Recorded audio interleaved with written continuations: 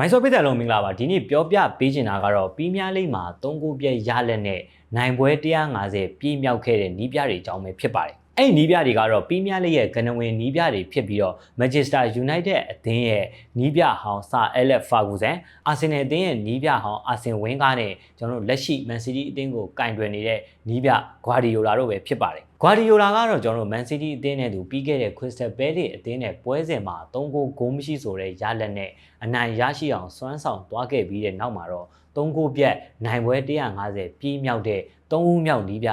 ဖြစ်လာခဲ့တာလည်းဖြစ်ပါတယ်ဂွာဒီယိုလာကပီးမြလိမ့်ပွဲပေါင်း358ပွဲကင်တွယ်ပြီးတဲ့အချိန်မှာတော့3ခုပြည့်နဲ့နိုင်ပွဲ150ပြည့်မြောက်တဲ့နီးပြဖြစ်လာခဲ့တာလည်းဖြစ်ပါတယ်။ပီးမြလိမ့်မှာကျွန်တော်တို့နိုင်ပွဲ150ပြည့်မြောက်တဲ့အမြန်ဆုံးနီးပြလည်းဖြစ်လာခဲ့တာပါ။ပီးမြလိမ့်မှာ3ခုပြည့်အနိုင်နဲ့နိုင်ပွဲ150ပြည့်မြောက်ခဲ့တဲ့အမြန်ဆုံးနီးပြအဖြစ်လည်းမှတ်တမ်းဝင်လာခဲ့တာလည်းဖြစ်ပါတယ်။အာဆင်နယ်နီးပြအသင်းရဲ့အာဆင်ဝင်းကားကတော့3ခုပြည့်အနိုင်ရလက်နဲ့နိုင်ပွဲ150ပြည့်မြောက်ဖို့အတွက်ပီးမြလိမ့်ပွဲပေါင်း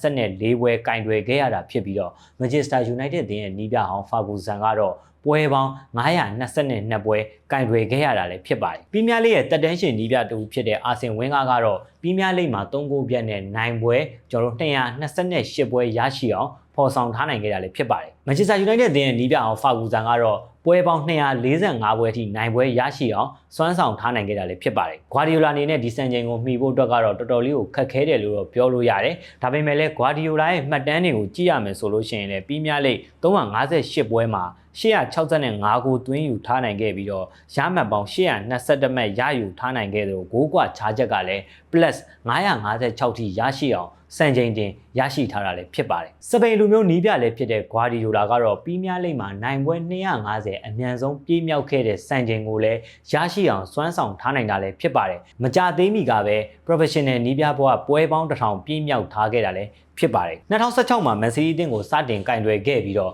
Man City အသင်းနဲ့သူပီးမြလိမ့်6ကြိမ်ရရှိအောင်စွမ်းဆောင်ထားနိုင်တယ်အခြားစုဖလားနဲ့အောင်မြင်မှုအများပြားကိုလည်းရရှိအောင်စွမ်းဆောင်ပေးထားနိုင်တဲ့နီးပြတူလည်းဖြစ်ပါတယ်ပြီးခဲ့တဲ့ရာသီမှာတော့ Man City အသင်းကိုစုဖလားအောင်မြင်မှုမရယူပေးနိုင်ခဲ့တဲ့ဂွာဒီယိုလာကတော့ဒီရာသီမှာတော့စုဖလားအောင်မြင်မှုရရှိအောင်အတွက်အကောင်းဆုံးပုံစံတွေလှုပ်ဆောင်နေရလဲဖြစ်ပါတယ်လက်ရှိပီးမြလိမ့်မှာအာဆင်နယ်အသင်းနဲ့2မှတ်အကွာအဆင့်2နေရာမှာရပ်တည်နေပြီးတော့ချန်ပီယံလိမ့်မှာလည်းပုံစံကောင်းတွေပြသထားနိုင်တာလည်းဖြစ်ပါတယ်အဲအကြောင်းဂွာဒီယိုလာအနေနဲ့ပီးမြလိမ့်မှာဘလို့မှတ်တမ်းကောင်းတွေကိုရရှိအောင်စွမ်းဆောင်သွားနိုင်တယ်ဒီရာသီပီးမြလိမ့်စုဖလားကိုရရှိဖို့အတွက်လည်းဘယ်လောက်ထိစွမ်းဆောင်ပြသွားနိုင်မလဲဆိုတာကိုကျွန်တော်တို့အတူတူစောင့်ကြည့်လိုက်အောင်